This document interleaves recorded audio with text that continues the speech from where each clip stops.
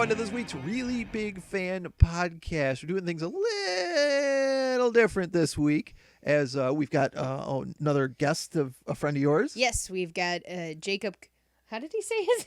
I already forget. I thought you were going to test me on that. So I was going to test a Giampa. Yeah, yes, I think right. that's what he said.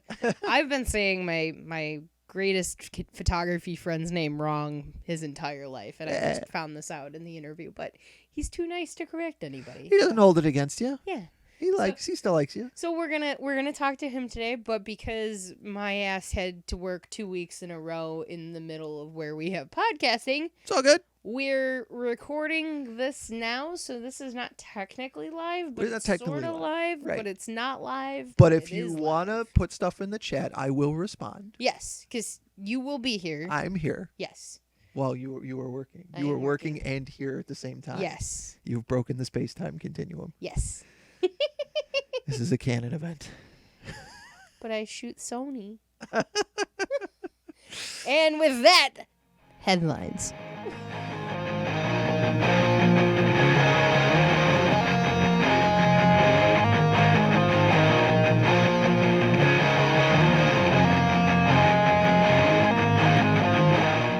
So we are officially in strike zone. The Writers Guild that's been striking for a long time has now been joined by the Actors Guild, the Screen Actors Guild. We'll see how long this lasts. There's also talk of a UPS strike, which is not associated with the movie strike, just UPS workers saying that, like, well, we're going to go on strike too, kind of thing. So we're just all going to go on strike. Everyone's going on strike, kind of thing. Keep in mind, too, for anybody that does any social media influencer work, that you are also technically a part of this strike. So that's part of the news. There's a Vanity Fair article that, as long as you don't try to open Vanity Fair articles often, you can get for free currently right now. All right. That notes that if you are an influencer, you are not to accept any work that is coming from any of the studios currently. So if somebody tries to offer you a deal right now that is to promote a movie, you cannot take it. You shouldn't be taking it. It's going to be a fascinating couple of weeks here because, like, last weekend, Disney opened the Haunted Mansion. They had their premiere for the Haunted Mansion, and none of the actors could show up because of the strike. So they sent the people from Disneyland, like Maleficent was there, and Donald Duck, and walking the red carpet for this Disney movie because Danny DeVito can't show up. He's on strike. Yep. So there's going to be a lot of that, and I definitely feel like we're going to see some people screw up in that regard of taking deals that they're not supposed to, at least in the influencer side of things, because they don't know any better. Well, yeah, but also I've seen that, like, there are independent movies that are getting waivers to, still go through with what they were going to go through with. Yes.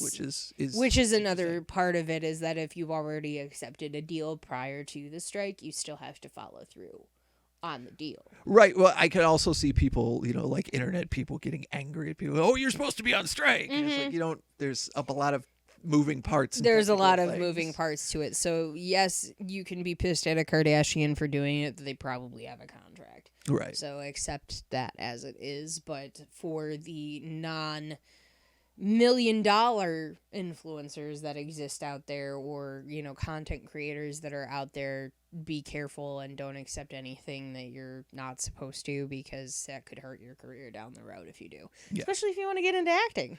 Well, and that's the other thing, is this coming weekend is San Diego Comic-Con, and there's a lot of people that go to San Diego Comic-Con specifically to meet actors and actresses, or to see the panels where they're supposed to announce new movies and television shows, and it's going to be a weird San Diego Comic-Con. All the people that are like, I miss when Comic-Con was about comics, are probably going to have a great time this weekend. Yeah. There's not much else. I was just talking to a cosplayer that goes by Troy Bushido, and they were letting me know as well that in Chicago, they have basically anybody that's not promoting a project right now is going to be there. So it's like the cast of Back to the Future and like stuff like that. So apparently, as long as you're not there to promote a current project, you can still be there. Okay. Potentially.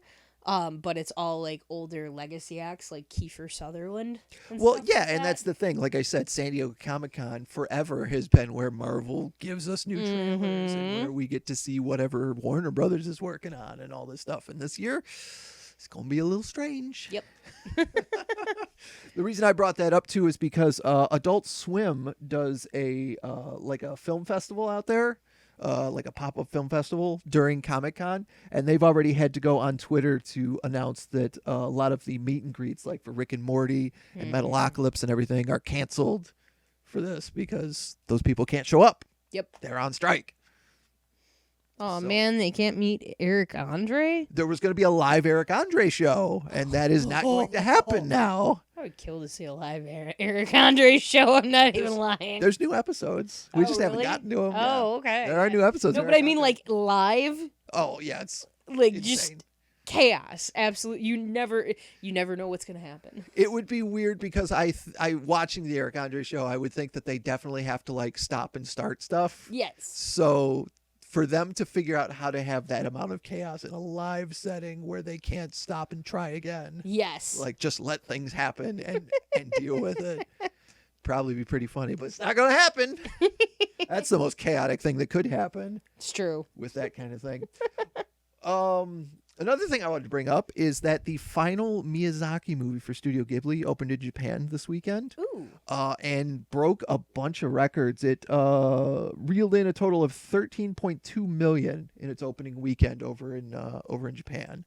Oh. It's called, when it comes here, it's called How Do You Live? In the U.S., it's going to be titled The Boy and the Heron.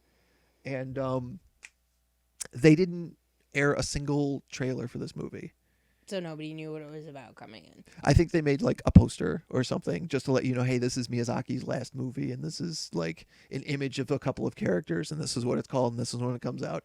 No trailers, no commercials, no nothing. Yeah. And they still like Brought in a ton of people. just annihilate the box Well, you office. have to think too, to a degree. Like if the less you explain, the more people are curious.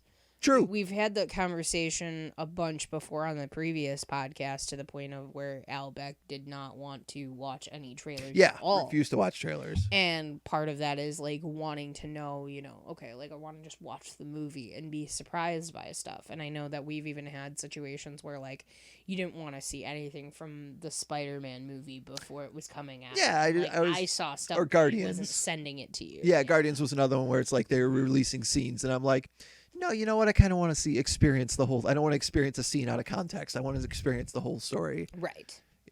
in So, one flow. I could see that driving people to go see a movie more if they know less about it, Yeah, especially if it's a Miyazaki I feel like film I feel like too. there's plenty of movies they could have done that. Like Barbie has been a hello, Kylo. We left the door open, and Kylo is here. We've got a cat on the podcast for the first time.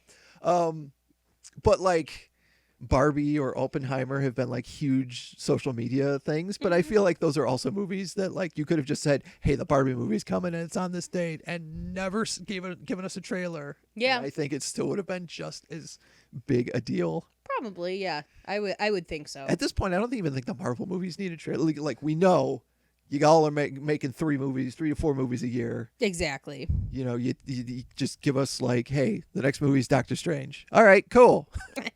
I'm there. I dig that. I will drop a little bit of news in here. And this I experienced personally, so that was even more interesting. Over the weekend, Upheaval Festival, which was in Grand Rapids, Michigan, had a 2-day festival with a slew of artists, and 15 minutes before the set, in this moment, dropped out. And kind of questionable because we've already heard some things over the course of the last couple of years of the lead singer of In This Moment being kind of a little diva-ish about things. And from some decent authority that I have spoken to, it was because of the fact that part of their stage show would not fit on the stage.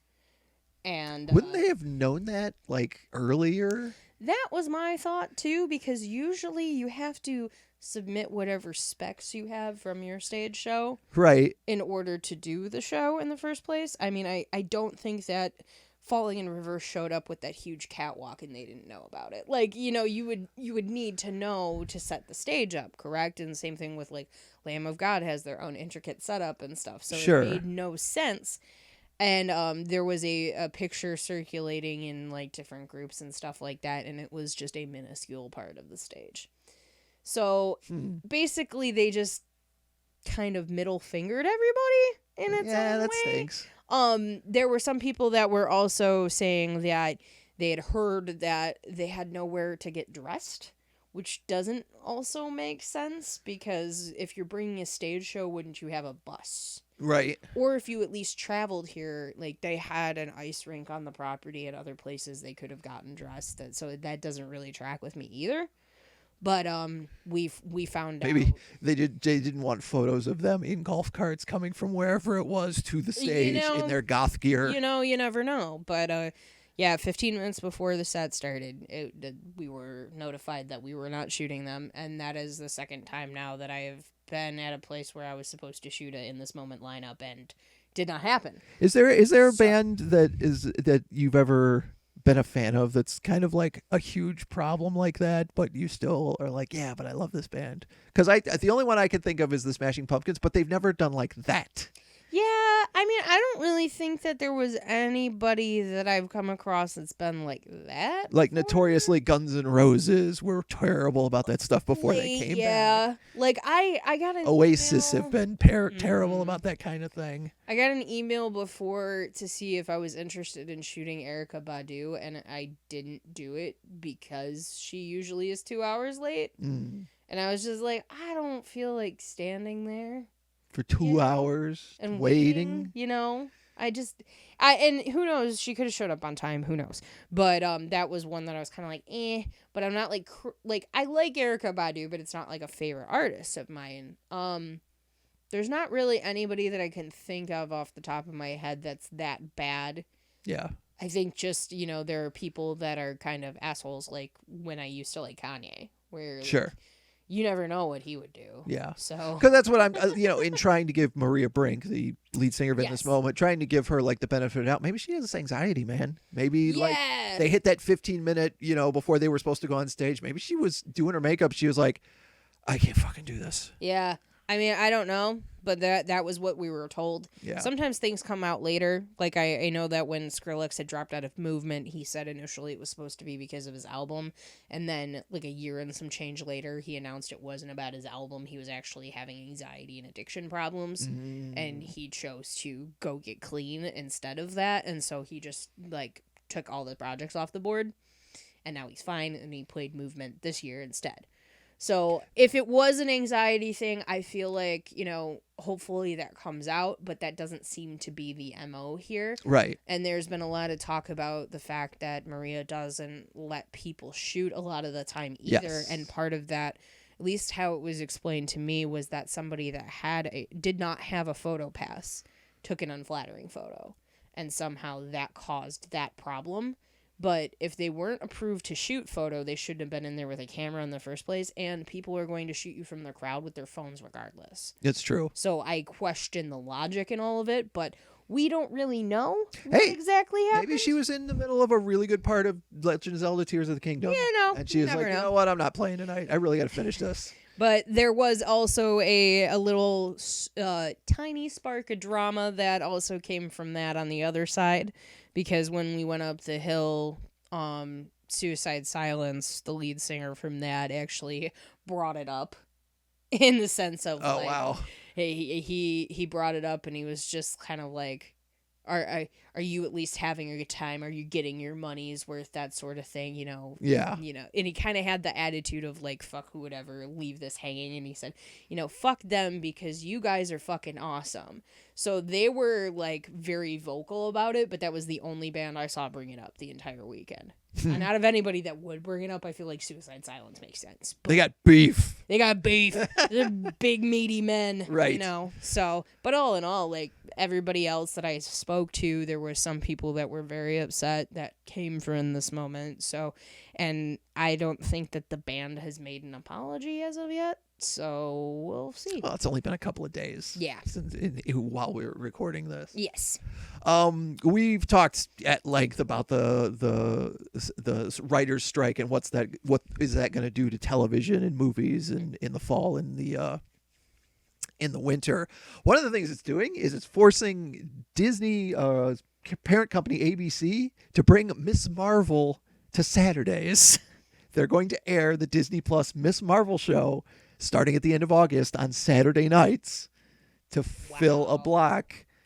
And I'm sure if people show up, that could be par for the course. They could start, let's dig into our old content that people are a big fans of and just air it. Well, and I feel like that one's a little bit more calculated too, because then you have the Marvels coming out. So for sure. Probably think that if they put Miss Marvel on a TV channel that everybody can get to, they'll be more interested in seeing the movie. And considering how many male crybabies have issues with Captain Marvel, it's true. This could be an opportunity to help connect more audiences to it. So I feel like there's probably a little bit more connective tissue that makes sense with that one versus like saying, hey, let's put Loki on. On one hand, I can see them trying to connect with like a younger audience with Miss Marvel that may not have the resources to Disney Plus. But on the other hand, do kids even watch TV? Yeah. 2023? I mean, some do. I feel like a lot are watching TikTok. They're watching their phone. They're watching TikTok and YouTube and any streaming service that their parents are paying for. I don't know how many of them, but I'm sure there are. Right. I'm sure there are some. Yeah. I don't want to be elitist. Well, yeah, and there's obviously going to be some people that just don't have Disney Plus that have never thought they needed it, that may watch, Miss Marvel and go like, oh, there's content on here I could be interested in, and it would generate signups. I'm thinking from the marketing brain there. Right. This is what I get after having a marketing meeting before I do a podcast. And while we're talking about the actress that plays Miss Marvel, Iman Vellani, is it? Yeah, Vellani.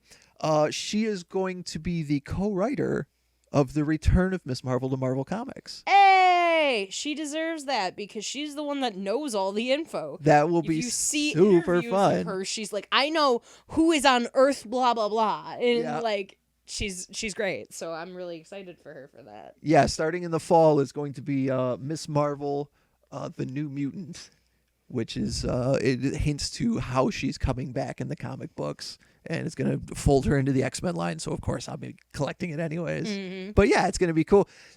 These things sometimes work and sometimes don't. Like, for a while, when the first Guardians of the Galaxy movie came out, CM Punk wrote a Drax series. Really? For, 8 to 12 issues or something like that. Wasn't great. But CM Punk's a huge comic book fan, too. So I'm sure when they're like, do you want to write a comic? Yeah. I never have before, but I'd certainly like to try. I mean, look at Gerard Way and Umbrella Academy. Yeah. Exactly. And he's written a lot of stuff now. He has. Yeah, DC tapped him to kind of do a couple of books that would have been Vertigo books back in the day, like Doom Patrol, which has a successful TV show on Max. Mm-hmm. And I can't remember. There was like 4 books in the line. They basically were like, here, take these 4 books and make a line of comics that you would like to read, kind of thing. It's like, all right, cool. And after like a year or two, they're like, all right, sales aren't what we want them to be. Yeah. Well, at least Umbrella Academy was like, awesome. Yeah. It's still wild to me how different the show is from the books. Yeah. The books do not grab me at all, whereas the show is fantastic. Weird. Okay. Yeah, I've heard the opposite from people. I know people that love the books that hate the TV show. Interesting. And they don't like the TV show because they've changed the characters, like even the character design. Yeah. Like one person in particular really does not like that Vanya doesn't look like Vanya. She does have a very iconic costume in the comics, but especially I think maybe it's because I'm coming to the comic from the show. Yeah, I'm looking at it and I'm like, this is wild. But I like the characterization in the show a lot more. Yeah. And I do like how they've, shifted things around, and now we have Victor instead of Vanya to honor Elliot Page. Yep. So that's pretty cool, too. Is there anybody else that's, like, really odd person that's written a comic book? like that you can think of? Because CM Punk is a weird one for sure. Well, okay, so the latest Spider-Punk miniseries Mm-hmm. was written by Cody Ziegler, who is a comedian out in L.A. Oh, That's done okay. some stuff, Mhm. and that was pretty cool. Patton Oswalt has done a bunch of comics that work. He would be pretty great at that, I feel like. Yeah, I'm trying to remember if there's anybody that I was.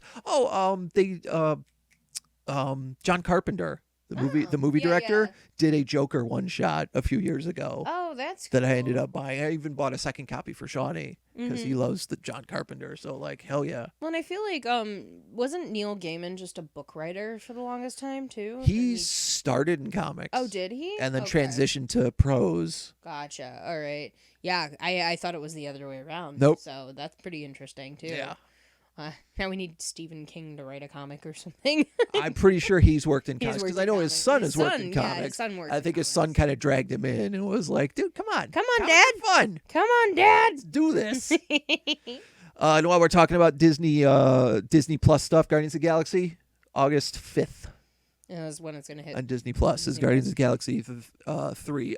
That day is also when Across the Spider-Verse is video on demand. Oh, lovely. So I'm sure So eventually we're just somebody's be going trapped in our house that whole day. Well, no, because it's video on demand, so you got to rent it. Yeah. So it's not going to be on a streaming service. But we would yet. rent that. Come on. Well, that's I true. mean, you went and saw it twice already. No, I'm going to buy a physical copy just like I do with everything. When I mean, yes. when that Blu-ray hits in like October or something, then I'm going to be like, all right, let's just put this on for the rest of the year. I dig that. I got another upheaval update in this one. A little shorter, was that both New Year's Day and Asking Alexandria had to drop last minute. Not as last minute as in this moment, the way they actually alerted people ahead of time. Uh-huh. The replacement was Flyleaf with Lacey Strum, who Nice. they have not toured in years up until they started doing small select festival dates this past year, and they did Sick New World before. And so when that popped up, I was like, oh my god, it's 2006 again. Yes, I know them from Rock Band. exactly. Yes. And so that was pretty interesting to see live. I didn't expect to be able to see that live, so that was a surprise. That's cool. And you could tell though, like, they started the set with songs that like probably came after that first album. Okay. So everybody was jamming, but they were kind of like, This isn't the song I came to hear. What is this? What is this? And then it, like, the last couple songs, it was like, I'm so sick. And then it started ramping up from there. It was like, I'm so sick. They did All Around, All Around me, Me, probably. and they did whatever one has that, I forget the title of the song, but like it ends with her saying, and I will pull the trigger. That one they I don't played. remember that one. That one wasn't a hit. Yeah. And then there was Fully Alive. That was those That's are those are the three I remember. So that once those came on, you could tell everybody in the crowd knew what that was. Yep. And they were super hyped for it. People were recording it. The other bands were watching. That's fun. Like Crowbot was standing next to me watching this. Nice. And so that was pretty cool to see, as well as like the camaraderie and support between all of those people. So, but yeah. Flyleaf, I don't know if they're just doing this year, and then I don't know what they're doing beyond that, if they're just doing festival dates and then going back. Some bands do that nowadays. Yeah. Like could just break out over the summer for a couple months, do like a handful of festivals, and then Yeah. go back into hiding. Yeah, and I think that's probably where they're at this point, because I don't think they're going to make any new music or anything like that. Right. But we'll see what happens in the future. So one of our favorite things forever, for years, has been the Scott Steiner math promo. Yes. And in a recent podcast interview, somebody asked Samoa Joe about it. And he said, I was there for it live, and it was hilarious. I was standing on the other side of the camera guy laughing. And to Scott's credit, I think it was only a 2-take go. And the first take was just because Petey Williams broke because nobody was really expecting it. That's pretty great. So when he's talking about Samoa Joe, he's looking right at it. Yeah, and he's just laughing. Just laughing about it. I know that I saw a clip once of Samoa Joe talking about that to an audience. Yeah. He was on the mic, and he goes, first of all, that's fat shaming, and that is wrong. I'm like, oh my God. Yep. I really wish they would have let him do the voice for that character that he was portraying.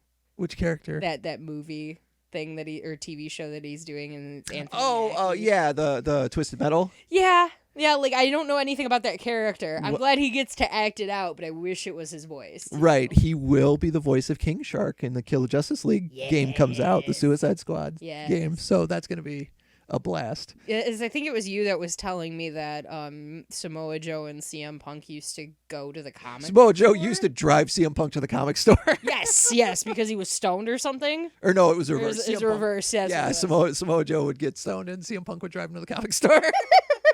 So I love the fact that we find out, like, after, digging into wrestlers' past, what nerds they are. Because all of them either stream games or have Nintendo Switches or cosplay. Yeah, now they all wear it on their sleeves. Yeah. Now it's all absolutely, like, Zelina Vega will take a 20-minute video of her and Malachi Black going to a comic store. Yes, exactly. So he can buy magic cards. I liked that, and I liked the video of AJ Styles going to the place in Japan. The Japanese video game store. Yeah, and he was just like, I got that at home.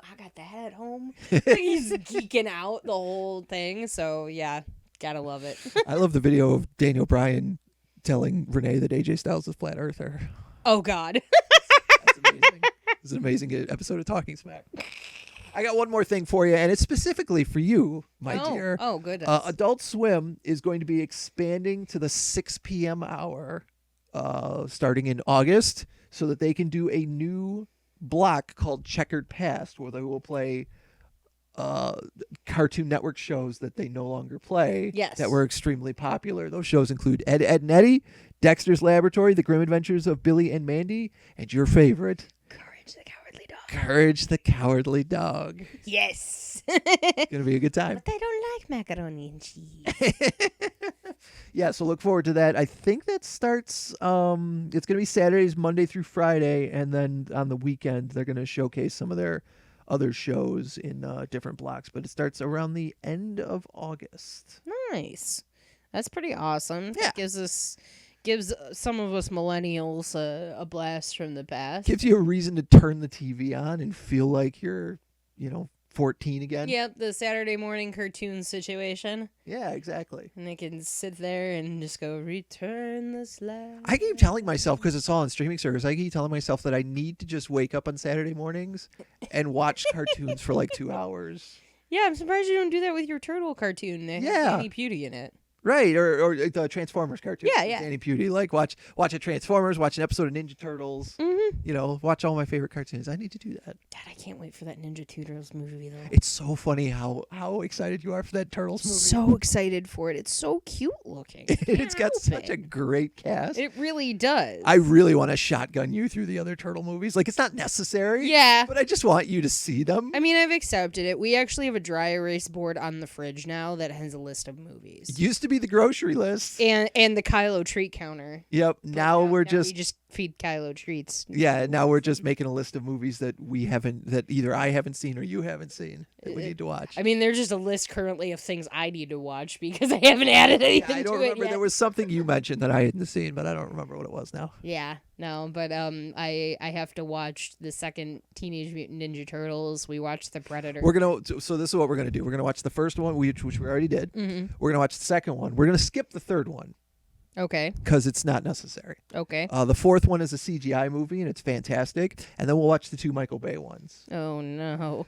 The Turtles... Are they actually good, or are they awful? Because Michael Bay and the plots are insane. The designs of the Turtles are awful. They are absolute hulking mutants. But the camaraderie between the brothers and the characterization of the characters is pretty great. Gotcha. Okay. Yeah, for the cartoon side of it, I'm just really excited about like the voice cast and the animation style and everything. Yeah, it's gonna be fun. But, like, having Ice Cube be the villain is gonna be so good.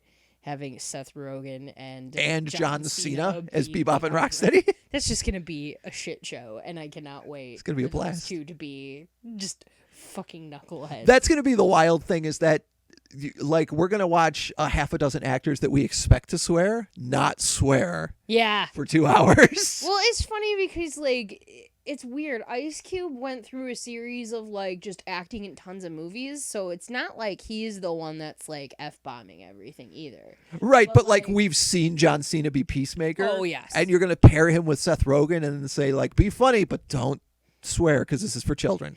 And then Seth Rogen's like, right. He's the one that's in charge, which makes it even scarier. It's very true. It's very true. It's funny that he's another one. We were just talking about the wrestlers. He's another one. You see him executive producing this movie. He did the Preacher Show. He does The Boys. Mm-hmm. Another big comic nerd. And he makes weed trays and things, ceramics. Have you ever seen this? Has he just got his name on weed trays? Or no, it's called Houseplant. He has a whole weed brand. And it's all ceramic things that he makes, like ashtrays and things like that. And like they also cultivate and sell. I would trust Seth Rogen. Yeah, absolutely. There was a thing a couple months ago where you could actually pay to go to an Airbnb, like it was like a chance to hang out with Seth Rogen. And it says specifically in there that this is not a weed smoking situation, but I feel like they have to put that in there. Right. To say that. Do not expect to smoke weed, but if you bring some, he'll probably. Exactly. So there's that. I had so many tangents today. I apologize. That's all right. We're going to head to our interview. Yep. And then I'm going to quiz Chuck on camera things that he's not going to remember. You're just excited that I'm gonna be the one in the hot seat and not have answers to stuff this week. And we'll be there next.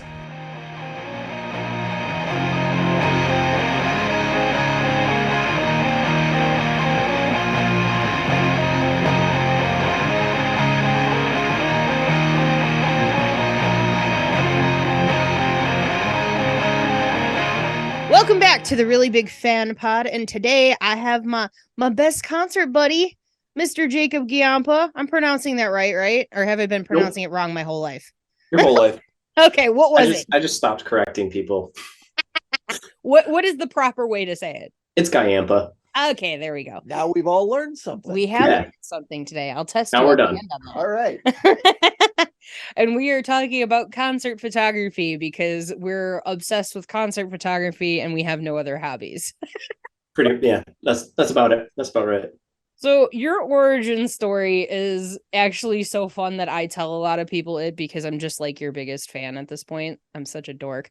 But tell us about how you got started in your origin story in this. So I started, I think I was 15, like going on 16. And I emailed every band on the Warped Tour for 2011. And one band emailed me back. Well, it was a rapper. His name was MC Lars. And he does mostly like nerd rap. And he raps about like Star Wars and, English literature and stuff. Like a lot of Edgar Allan Poe. Yes. But yeah, he emailed me back, gave me my first photo pass. From there, I met a man that lives in California who I'm still very good friends with to this day. He worked at a record label called Suburban Noise, who has bands like Cottonmouth Kings, Big B, and a lot of Juggalo bands. So I've been in the Juggalo scene since I was 15. But yeah, and then I've just been making it work ever since. Haven't stopped. My favorite is like you being dropped off at venues before being even 16 years old and going to like Cottonmouth Kings concerts. That was my second show. I got dropped off by my dad in Pontiac at Clutch Cargoes to a Cottonmouth Kings show. I ended up on stage. The singer passed me a joint. I didn't know what it was at the point. I grabbed it, burned my hand on all the weed, knocked it all out, handed him back an empty joint, all in the middle of their set. And it was one of the most embarrassing things, like right as I started. Hey, I mean, you were not of age and you were like, I don't understand this smoking business. Oh, well. Yeah. And it was also my first time seeing juggalos. Yeah. So getting dropped off to that alone, it's quite a sight. Little terrifying. Yeah. No place for a 15-year-old. I had a great time. So many friends there. They were all mostly nice. Mostly nice. And then Yeah. you've been to the Gathering, which I've seen horrific photos from. That was one of the greatest experiences. I highly recommend everyone go at least once. It's Everybody really that fun. goes to it's like Fight Club. Everyone that goes to the gathering just tells you it's an amazing experience. They don't tell you anything that actually goes on at the gathering. They Well, just tell you it's life changing and It is life fantastic, changing. and everyone should experience it. It feels like midsummer. it's kind of what it's like, if I'm being honest, because I've seen the photos. It's not your skill set. It's just scary what happens. Yeah. The first thing I walked into were a bunch of naked people in a pool. There were competitions revolving around sexual acts. Yes. And I went from that to Mopop the next weekend. Mopop was so boring compared So to the tame. gathering of the Juggalos. So You tame. go to the gathering and then you have the Juggalo, or you go to Mopop and you're just like, indie rock fans. Yeah, I'm like, How quaint. what's the fun in this? Flower crowns and stuff. Yeah, everyone has their clothes on. What is this? And then as we talked about with Sam a bit, you are also an avid Blink-182 fan. Tell us about your obsession with Tom. I have my two posters right behind me. Yes. Nice. So this is both times I've shot Blink. Nice. This was the first time I shot him. I drove all the way to Connecticut for it. It was, I think Tom had like 4 shows left with the band before he left. But that was this one. And then this one was actually the first time I met Sam. It was her first concert she photographed. It was in Grand Rapids at Van Andel. Aw. Hell But yeah, yeah, that's awesome.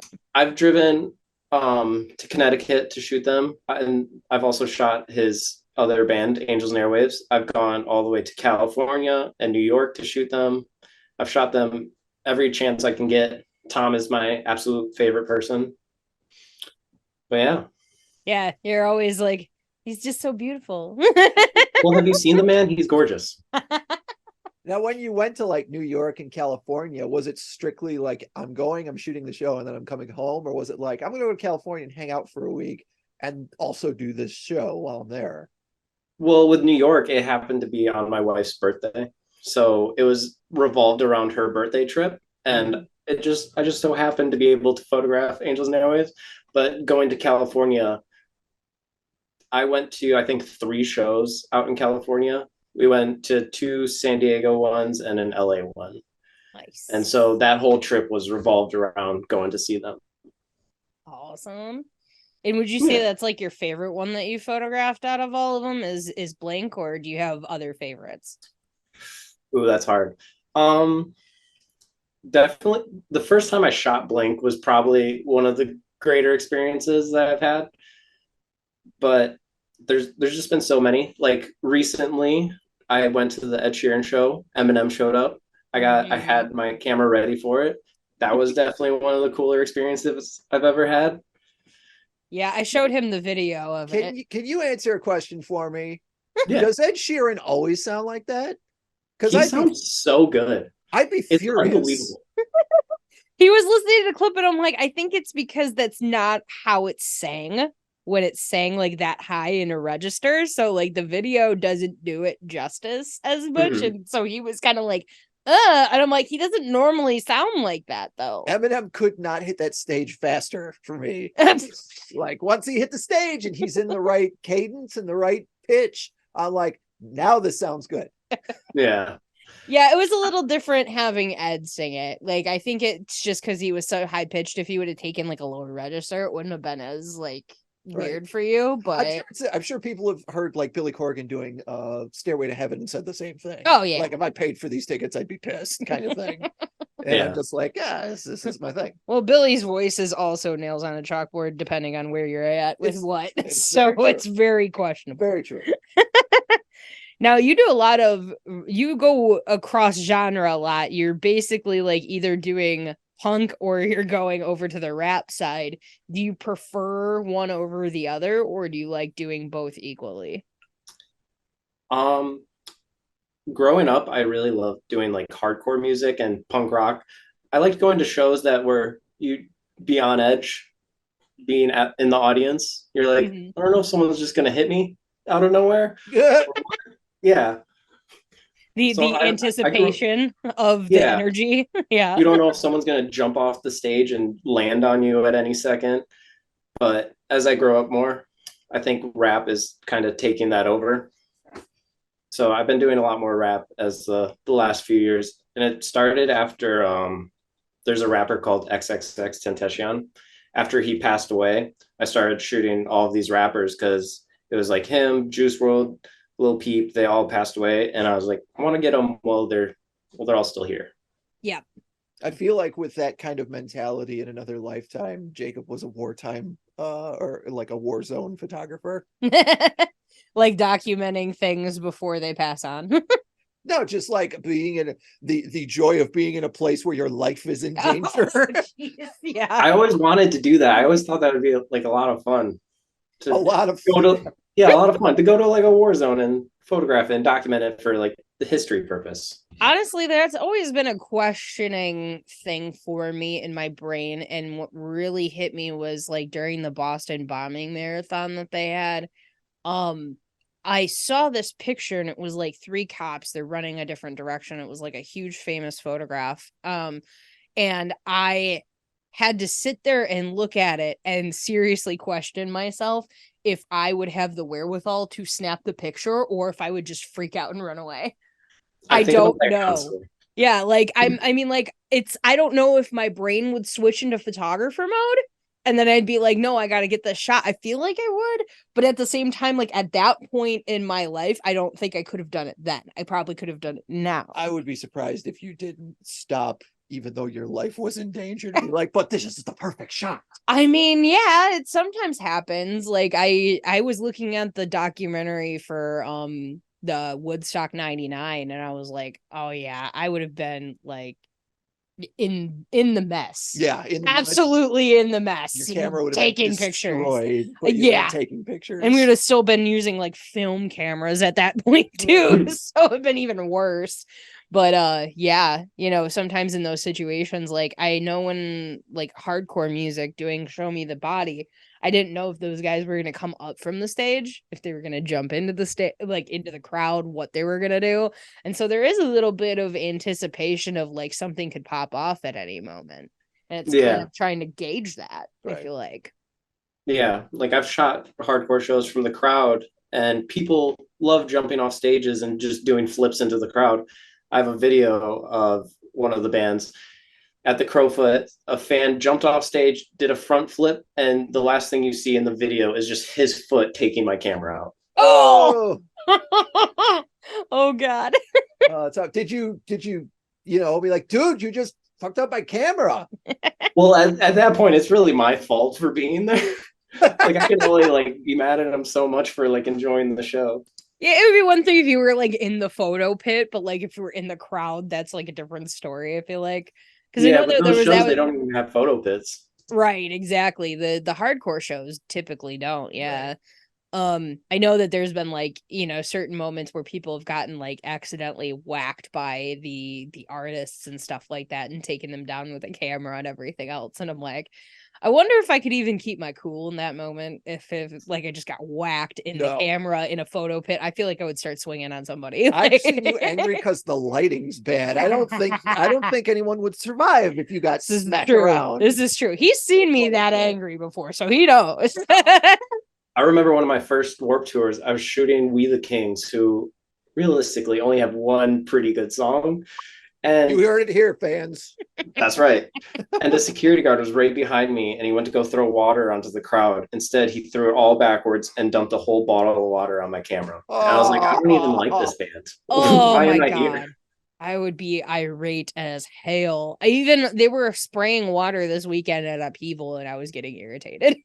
It was like, dude, not everybody has weather seal. I mean, I do, but still, shit. Yeah, stop doing that. Exactly. So there's something that like you and I have had conversations about before, and we kind of like, you know, everybody has thought processes on gear and different things like that. You were one of the only people I know that shoots Nikon. Right. And then you're like, yeah, hell yeah. And we talk about a lot of the time, like everybody's talking about, oh, the newest gear and this and that. And then you're like, nah, I'm good with what I have. So tell us a little bit about that. I mean, if anything, I went backwards because I've been buying more film cameras lately, and I've been bringing those to shows every chance I can. I just want to make it as challenging as possible, really. Right. I like the one with the overview that you had at Movement. I think it was like 2022 that you Yeah, I had have with it right you. here. 1 second. He's like, I've got it. I've got it. Hold I'll show on. you my cool ass camera. Hold on. Yes, Yeah, that one. yeah, That where one's you my like look favorite. down in it, and That's everything's fun. backwards, and it's all manually focused, so it's really hard. After I think it was after the pandemic, the first show I shot was Lindsay Strilling with it, Oh, and nice. it just made it super challenging, and it Hmm. gave it like a new perspective on shooting shows and taking your time. Yeah, definitely. I feel like a lot of people lose that in the digital age of like the pausing and shooting thing. A lot of people, it's like rapid fire. Mhm. So you get in there Spray and and you like pray. just exactly like holding on to, I mean, like, don't get me wrong. I know sometimes it's necessary. Like you have those guys that I sent you that picture from Suicide Silence where his hair is flipping over, and that's just a Yeah. spray and pray. You can't really do anything about that. Mhm. But like when it comes down to some of the more intricate shots, it's kind of like pausing creates a better image and framing versus having to do it all in post and cropping in and doing all that crap. So it's not to say that those things are invalid in photography. It's just a matter of like, everybody has a different way of doing it. And I feel like if people slowed down a little bit, they'd get more shots they wanted versus Yeah. just spraying everywhere and hoping something came out. Yeah, it definitely taught me to slow down and relax. Because I remember looking back, like the Cottonmouth King show, I think I shot like 3,000 pictures Yep. in a show, which that's insane to me right now. Like I would hate editing 3,000 photos. Now Yep. for a show, I'm maybe shooting like 200 pictures. Yeah, that's not bad at all. Yeah. I sometimes overshoot. It just depends on what I'm trying to do. But like I definitely overshot this weekend. But I felt like part of that was having two camera bodies. Do you feel like you overshoot sometimes with two cameras or I no? find myself just ignoring one of the camera bodies. Like on my bodies, I usually have a 24 to 70 and a 10 to 24. I Mhm. always, when I have my 10 to 24 on, I just find myself using that almost the whole time. And then I look back, I'm like, oh, I really wish I would have switched. Zoomed in a little bit. Yeah, Yeah. I feel I wish that. I would have had some variety.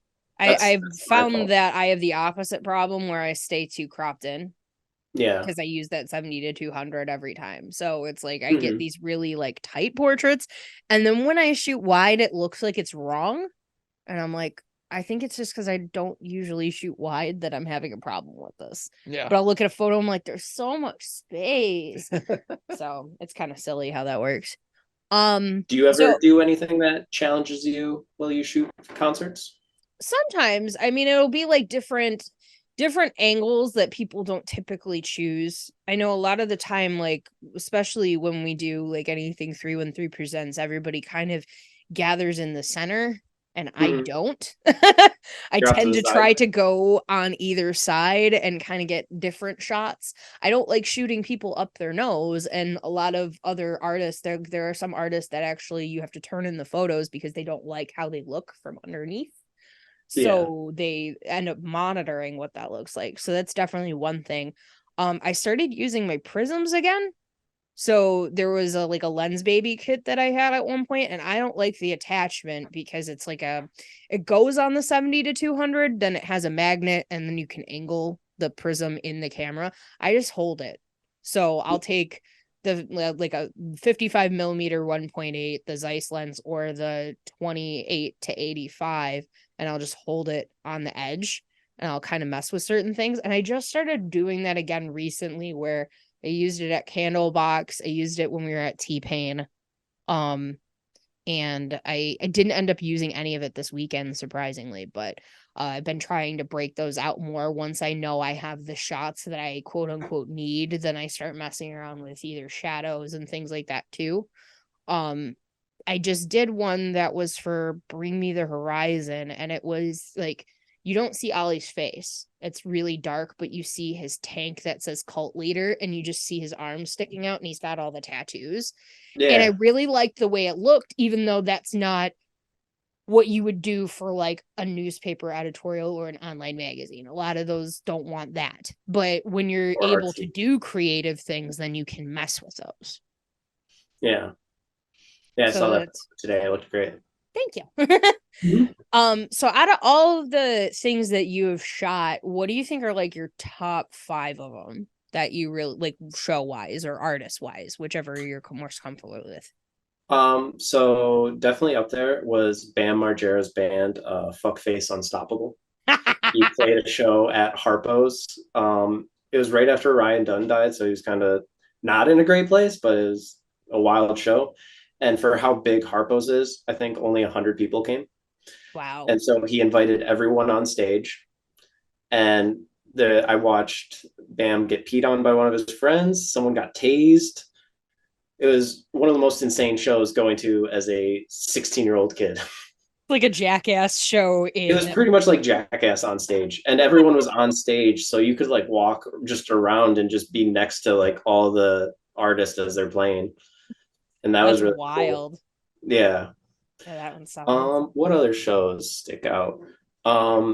Recently, there's a music video filming in Detroit with a rapper named Ice Wevezo and Kodak Black, and just being able to experience the whole music video setting and watching all of that go down, getting photos of that was really cool.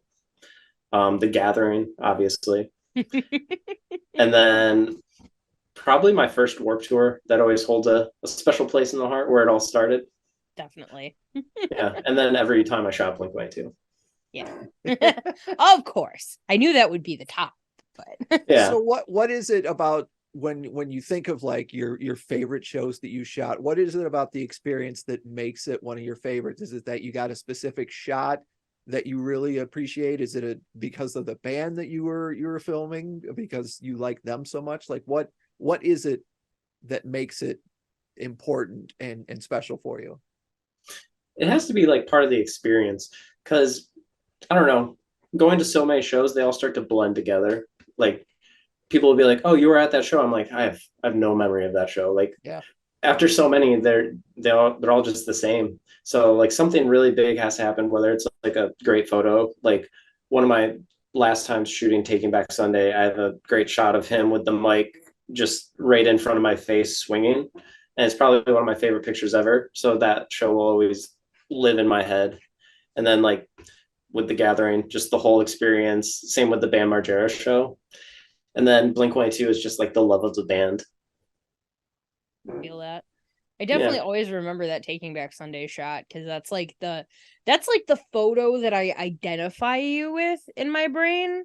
It's weird, like because it's like it was your cover photo or your profile picture on your page for so long that I think my brain just always thinks of that one first with the microphone.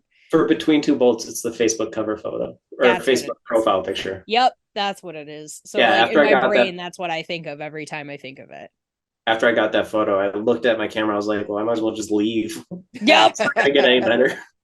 And I had told him too when I ended up doing Taking Back Sunday, not the time I shot for him, but the second time, the entire set I had, and I still could not get a shot like that. Yeah. Like I have an okay one, but I was literally swearing under my breath half the time because it was just like, do it again, fucking do it again, do it, fuck, fuck.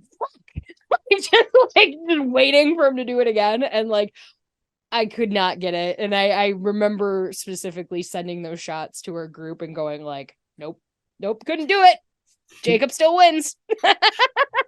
Yeah, I don't think I'll ever get a shot like that ever again. It was like a 1 in a million chance. No, I love it. Do you have any other questions that you want? Yeah, going back to like taking the trips to, California or New York or something like that, like as you discussed, the New York one, you could kind of center around your wife's birthday and then be like, by the way, I'm going to be gone this night so I can shoot the show kind of thing. But how do you I guess how do you afford Yeah. to sustain not only camera equipment, which is very expensive, but then also, hey, I'm going to drive 4+ hours someplace so I can shoot a show? I really can't afford it. So I'll be gone for a couple days sometimes, and if I'm driving like 4 hours, I just stay in my car. I can't afford like because I budget just enough to get there and get home. I don't like budget anything else. Like I shot Riot Fest a couple years ago, and I just ended up car camping for 3 days, and I just didn't have anywhere to go. So at night, like after the sun goes down, I just found a rest area or a truck stop, and I found some other people at the show, and we just kind of hunkered together and had no home for a little bit. Circle the wagons. Car camp. Yeah. Yeah. Now it's just like anytime you go to Chicago, you're just like, hey Alex, can I park in front of your house or something? I'm about to hit her up next. Yeah, I mean, she said that you could, so that's what I ended up having to do for Upheaval. Was I stayed at a friend's house, and like most of our friends that we have are either concert people or understand to a degree what we do. I feel like so they're kind of like, oh yeah, you can crash here. I don't care. I've been living with you for over 5 years. I still don't understand what you're doing. Yep. Nope. I don't either. Believe me, I don't. But yeah, my wife looks at me and she's just like, I would never do that with you. I'm just like, that makes sense. Yeah, everybody always asks me when I'm at a festival, where's Chuck? And they're always so concerned. And I'm like, he doesn't do outside. What did you tell somebody this weekend? I said, you're an indoor cat. I'm an indoor cat. That's right. Yeah, he's an indoor cat. And he likes to be in the air conditioning. And yep. I like to be where my stuff is. And I like when it's quiet. Yeah. One time when he went to California, and he stayed inside and played video games the whole time. I read a book. And that sounds like a great trip. Yeah. My sister was like, do you want to go anywhere and do anything? And I'm like, I want to finish this book. This book is awesome. Yeah, it's a good book. Yeah, that's how it goes. So, but yeah, it's kind of one of those things. Like now we need like a support group for our spouses because they're like, "What are you guys doing?" We can like you guys. We have our own one now. Yeah, exactly. Now we need our chat group and like, yeah, they're out at a concert again tonight. Oh, it's gonna be okay. I understand. Yeah, and now we have our Subarus, so now we can car camp. Subaru gang. There's only 2 of us, but we can put down our seats and car camp. It does crack me up that you guys talk about your cameras the same way I will talk to other guitarists about gear. About like, oh, I play an Ibanez. Oh man, you got to play a Gibson. Those things are way that kind of. Yeah, no, I give him shit because he's the Nikon shooter, right? Out of all of us, and it's like it really Nikon is good. It's not that it's not. I feel like my only distinction between the two is Canon tends to lean more red profile for like portrait. Nikon tends to lean more greenish in its composure, so it kind of almost is good for like nature shit, which is another thing that you like doing is bird shooting. I'm like birding. Yeah, I like to go birding. I'm like a 90-year-old man. After my concerts, I like now we're talking about stuff I can relate to. Yeah, I like to spend my time going to look for birds, and sometimes I'll drive a ridiculous amount of time to go try to find a bird. Like I drove up to Minnesota one time in a weekend to try to find a great gray owl. But have you heard of the Merlin app? I have. He has it. Excellent. So when you told me about it, I texted him immediately and said, "Do you have this?" Excellent. Yeah, sometimes I'll just leave my window open in my office and I'll leave it going to see what birds are in my yard. That's awesome. Yeah. That's pretty. What's the coolest bird you feel like you've shot? Ooh, my favorite's a snowy owl. Ooh, nice. So like I drove up to style. the tip of the thumb to go see it. Nice. I found it in some farmer's field. His coolest bird must have been wearing like those shades, those like pixel shades. Yeah, let's just looking at cool bird. Cool, look at that cool bird. Any other questions you got? I don't think so. All right. Well, thank you for partaking in our podcast for today. Tell everybody where they can find your stuff. You can find my stuff at Between Two Bolts on Instagram and Facebook. And yeah. And you're on Threads now. I have a website, betweentwobolts.com as well. There you are. Yeah. Thank you so much. Of course. Thanks for having me. We'll be back with our serotonin boost, and I'll test you on things that you may have learned. Okay.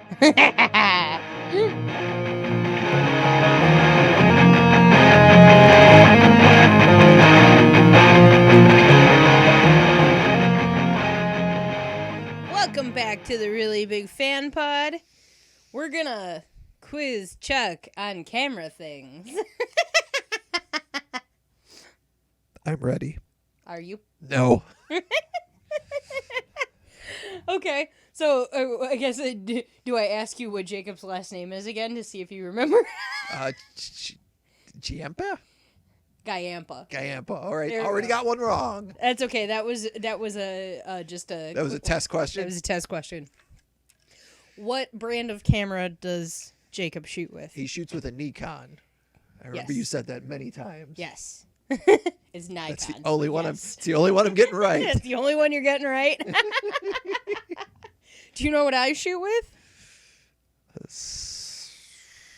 Sony? Yes. Oh, all right. Excellent. I've been listening. Who did Jacob go see that had the stage show where everybody was on stage? Where everyone was on stage. It was Bam Margera's band. Yes. Where was it? It was at a Harpo's. I know Harpo's. I know Harpo. I've been to Harpo's. I survived Harpo's.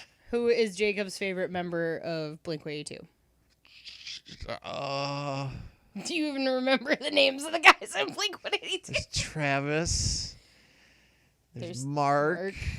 And there's a J name. No. No? There's Travis, Mark, and Tom. It's Tom. Okay, there we go. I got you to give me the answer. Travis, Mark, and Tom. There we go. Trying to think of what else did he talk about? What was his first photo pass? His first photo pass was for a Warped Tour, wasn't it? Yes. Are Mike's not even? Yeah, There they are. I was just Okay. making sure. Yeah, it was You Warped made me Tour. nervous. Yes. Was it 2006 or 2008? I thought he said 2011, but Well, maybe maybe I'm we're wrong. both wrong. Maybe you learned nothing. So that makes sense though, age-wise, because he's a baby compared to me. Right. So I was in my 20s for Warped Tour 2010, I think, or I was like just pushing 21 at that point. So yeah, that makes sense. I feel like I'm nailing it. Right. What band handed him a joint or a blunt on the stage? Cottonmouth Kings. Yep. I don't remember anything else to ask, so there you go. I just had to remember a conversation we just had. Sweet. There you go. All right, I guess it's serotonin booster time. Yes. It's a very quick episode this week. I mean, what can we do?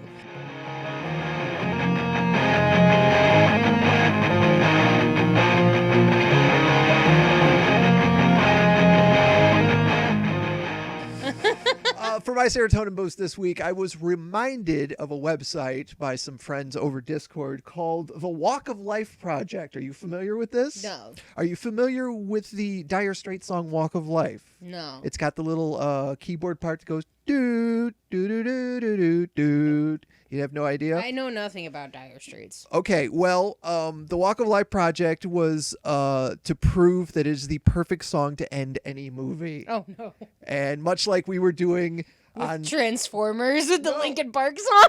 well, yeah, with the Linkin Park song, but like we were doing on Twitter with that scene from Midsummer, yeah. and putting songs behind it because it matched. Yeah. They did a whole Edgar Wright series, all the Edgar Wright movies with Walk of Life underneath them, and then they got weird and did like 12 Monkeys, A Space Odyssey 2001, The Birds, The Blair Witch Project, God. Collateral. And this is just a whole website of this? It's a website where like Heat is in there. Oh, God. Where you just it's a bunch of YouTube scenes where you can watch the end of a movie and it will have Walk of Life in it. Do you really want to put that on the mic, though? I just want you to hear it because I'm sure you know this song. I'm just so worried we're going to get DMCA'd. It's that little organ part. No? Nothing? Not ringing any bells. All right. We'll have to play in Rock Band sometime. It's really funny to see all these movies with Walk of Life behind them, and it's I like it. Well, that's why I liked the Transformers one that was The What happening I've on Done. Twitter. Yeah, for What I've Done. Somebody over the weekend took a scene from the new one, which we still haven't seen. Yeah. And put the Transformers Prime cartoons opening theme underneath it. And it's so epic. Oh, good. Some like a little side jog. Actually, this will be my serotonin boost. We'll do this one. So, because I had quite a few of them over the weekend, I didn't know what I was going to pick. Okay. I got to the stage, and there were like two amazing things, rather, that happened when I was down by the main stage at Upheaval. First one was I got down there early because I kept just like 3 songs, go down the hill, go to the other stage, like did not stay just back on and forth stage for a lot of it, just because I was trying to make sure I could still get in the pit, right? Mm-hmm. So I get down to the bottom, and I'm sitting on the ground with my camera gear, and I'm just kind of messing around. There was a little child that was being brought in by security, and he ran with him all the way down the pit, which was a very long pit, and then like kind of jogged back with him. So there's just this little toddler like running, And then this he like big beefy security guy. and he following him. stops because there's like the wire coverings that like, you know, you roll stuff over or whatever, and he was like, am I allowed to touch it? And like I have a photo of him standing there looking down, and he's like, it's okay, you can go. And he like kind of like shoves him by the back, and then he like steps over, and he's like, hey, and then he gets this big smile on his face and keeps running. And like I connected with his mom. I went and handed her a card. I'm like, email me, I will send you these, like you know, just so I could get them to her or whatever. But apparently it was his first concert ever. And he was cute. like 2 years old. Like he was tiny, and he was just having the best time. He had on a little backpack and a bandana and everything. Like he just looked like he was a festival goer, but small. I feel like if there was like an army of toddlers, that wouldn't have happened. Oh, totally. Just because it was unique and it was just the baby one toddler. But honestly, the security at Upheaval was so good that I was like telling the social person that their security was amazing, because I saw another kid that did a crowd surf and must have been like 6 or 7 years old. Everyone in the crowd was way more protective of the children. Yeah. And they had their hands. Well, they should be, but Yeah. like, I saw tons of people get dropped. But like when the kid was up there, everybody was like, "Oh, make sure." Yeah. But like they brought him over to the other side, and one of the security guards, when he grabbed him, he like swung him this way, put him up on his shoulder, and then went, "Come on!" And everybody started cheering for him. and the kid was just glowing. That's cute. So like there was a little bit of like nice kid action happening. Excellent. At like a festival with metalheads, which was like really heartwarming. I feel like if you were gonna get cute kid interaction, it would be at a metal I festival. hope so. But the other half of that was I kept saying Linkin Park in your serotonin boost. When I came back down before, I think it was Hailstorm, or it was before Falling in Reverse. I think it was Falling in Reverse because it was darker. They put on In the End from Linkin Park. Oh, interesting. And like they were just playing music in the background. Yeah, I saw your video on socials of you singing along to Paramore. Yeah, and everybody was cheering on about that or whatever. But when the chorus hit, everybody was singing. Yeah. It's the new. Look at this. Do you see this? It's the new Bohemian Rhapsody, which they also did. Yeah. Like earlier on in the day, but everybody started singing, and you could see some people were pointing to the sky. Yeah. And it was just like in that moment, everybody was going like, "Oh, like we gotta sing this for Chester." Yeah. Like every time, it's just like the best thing. And the person that was standing next to me, I did not get his name, but he was another photographer, said his first concert ever was a Linkin Park concert. Right. So he was like, just like as much as I am right now, like he was geeking out, and he was like, that was my first show. And I was like, you're having a moment. And he goes, yeah, I'm having a moment. And I was like, congratulations on the serotonin. Like, oh my God, that's so awesome. Because like I know how I get when I get to Photograph Taking Back Sunday, I'm like crying every time after it happens, because I'm just like so thankful for it. And in those moments, it's nice to see that other people get that way too, because he was very much in his feels in that moment. I think you've just hit our first bit of merch we need to get made. Serotonin. No, congratulations on the serotonin. Congratulations on the serotonin. There we go. We will have t-shirts. There we go. Well, we don't have t-shirts yet, but I did just get done recording the first episode of our Patreon exclusive podcast with a new co-host that we've had on the show before, Mr. Mike Pandoff. It's a movie-related podcast called the Really Big Fan Double Feature. You guys can expect that on Patreon within the next week. If you subscribe at the $5 tier, that is going to be our Patreon exclusive show. And if you don't subscribe at the $5 tier, what are you waiting for, man? You're going to get exclusive content. You can get ad-free versions of these shows, so you don't have to sit through the ads on whatever streaming service you're using. And you're supporting a family. You're putting food in our children's mouths. Our children are 2 cats. Yes. I just want to make that disclaimer. But Kylo does have expensive food. He has special food. Right. If you want to feed Kylo, this is how this works. I'm going to pull at your heartstrings and feed my void cat. So make sure you're following us on all the social medias, including Threads, at Really Big Fan Pod. And join us back here next week for another episode. Bye.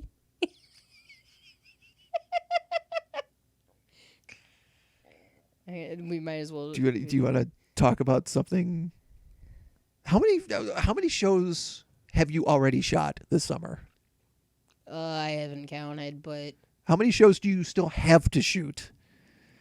At least about. I mean, it all depends on approvals, but at this point, I would say there's about 20 more. You just did a 2-day festival. You're going to do another show tomorrow. Yep, another festival. And then full day festival. Another full day festival. Yeah. And then this weekend you're working on that video? Yep. Nobody knows about what that is though, so we have to be So I'm not saying, but you're working. I'm working. And then what's after that? I'm waiting to hear back on if I'm doing Snoop Dogg and Wiz Khalifa. Okay. And Fall Out Boy and Bring Me the Horizon. Those are both at the end. And those are like month. the next the end of the month. So at least you've got a week there where you're not where you can relax. If I get Snoop Dogg and Wiz Khalifa, that is Sunday. I had to think about that for a second. So that is Sunday if I get it. Right. I don't have to go to Ohio this weekend. I was going to have to, and that got postponed, thank God. So then the next one would be the Fall Out Boy Bring Me the Horizon one, which is supposed to be on the 29th. Right. But I don't know. I don't know if I have either. I got denied last time for Snoop and Wiz, so I'm not sure if I have. I'm just wondering because you went and did that 2-day festival, and then you barely left the bed the day after, and you were in intense pain all day today. And I'm like, you're going to hit a point where you can't get out of bed. That's something that people don't realize is an issue, I think, and that's it. It might be a little bit more of a less exciting thing to know about the concert side of things, but it's a full body workout. It's a full body workout, and I was trying to explain that to my doctor because she goes, "So have you gone to the gym?" And I'm like, honestly, I've been shooting concerts like every week, and that itself is a physical act. So no. That's why I told my doctor when she was like, "You need to work out," and I'm like, I deliver stuff every 4 days a week, man. I'm in and out of a van 30 times a morning, 4 days a week. I mean, you could probably still stand to do some cardio work just for your heart's sake because you're not running. Oh, sure. Turn it into pick on the old man. No. Because he's about to eat a giant burrito and doesn't go to the gym. No, I was just saying from the heart side of it because with me, I'm carrying gear on my back and walking long distances. That's cardio. So, and I walk very fast when I have my gear on for some reason, which is really stupid of me. This weekend at Belknap Park in Grand Rapids, there is a hill. Yeah. It goes all the straight up, and then another side of it where you go straight up that way to get to one of the main stages. So what you're saying is you spent the weekend running up that hill? I did. Yes. If I only could make a deal with God.